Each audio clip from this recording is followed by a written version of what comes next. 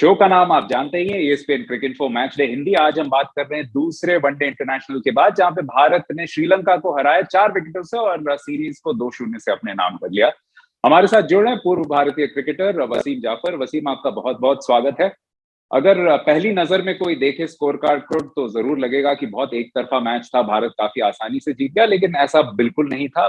भले ही 216 का ही टारगेट था या 217 का ही टारगेट था, लेकिन अगर आप देखें तो केएल राहुल नहीं होते तो यहाँ पे भारत के लिए काफी मुसीबत होती। जी हाँ, इसमें कोई डाउट नहीं है। मुझे लगता है कि वो केएल राहुल और हार्दिक पांड्या की पार्टनरशिप बहुत क्रिटिकल थी। हालांकि बहुत बड़ी पार्टनरशिप नहीं थी, बट मैच के पर्सपेक्टिव से वो जो 50-60 रन जो उन्होंने बीच में जोड़े आके, वो बहुत क्रिटिकल थे। बहुत बड़ा स्कोर तो नहीं था। मुझे लगता है कि भारत को थोड़ा और आसानी से जीतना चाहिए था। बट सेइंग दैट, मैच जीतना इंपॉर्टेंट था और सीरीज जितनी इंपॉर्टेंट थी, तो आई थिंक भारत खुश होगा। और केएल राहुल ने रन बनाए, अगेन थोड़ा सा उनकी बैटिंग को लेके, उनके फॉर्म को लेके थोड़ा टाइम से डिबेट चल रहा है। तो I think all in all बड़ी हैप्पी सिचुएशन है कि इंडिया ने सीरीज जीती। बट सेइंग दैट, थोड़ा सा और कंफर्टेबली जीतते तो और अच्छा होता। जी हाँ, ठीक इसी बात को थोड़ा सा आगे बढ़ाते हैं, क्योंकि केएल राहुल के लिए ये बहुत सिग्निफिकेंट इनिंग्स भी कह सकते हैं, सीरीज भी कह सकते हैं। और पिछले जो 5 पारियां हैं उनमें भी उनकी बल्लेबाजी काफी अच्छी रही है।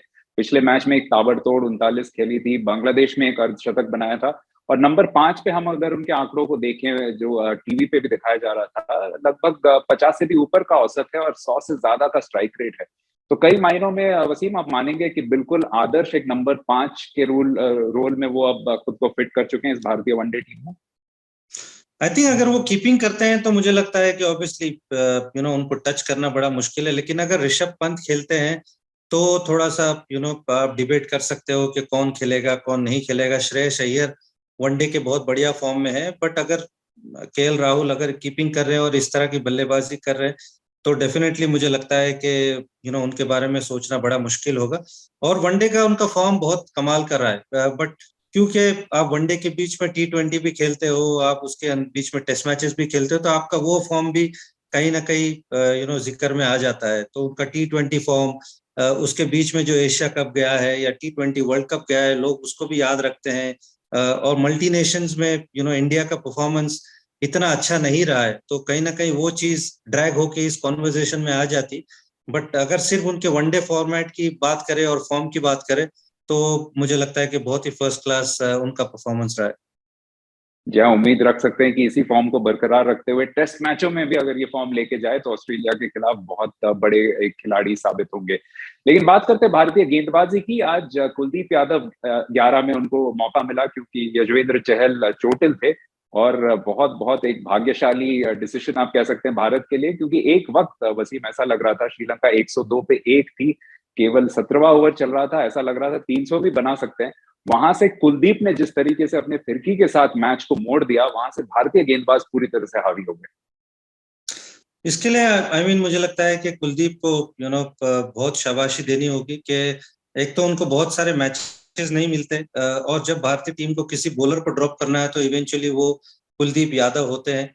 और उसके बीच में जब उनको खेलने का मौका मिलता है तो वहां आकर परफॉर्मेंस करते हैं, फिर बाहर बैठते हैं, फिर खेलते हैं। तो ये कुछ बोलने के लिए ठीक है, लेकिन जब किसी पे ये चीज बीतती है तो बड़ा मुश्किल होता है कि अपने आप को वो मोटिवेटेड रखना और वो सिर्फ एक अपॉर्चुनिटी को ग्रैब करना। तो तारीफ करनी होगी कुलदीप यादव की कि आज भी मुझे लगता है कि उनका जो परफॉर्मेंस था वो बहुत जिम्मेदार था, कि जिसकी वजह से 216 रन पे ऑल आउट हो गई श्रीलंका।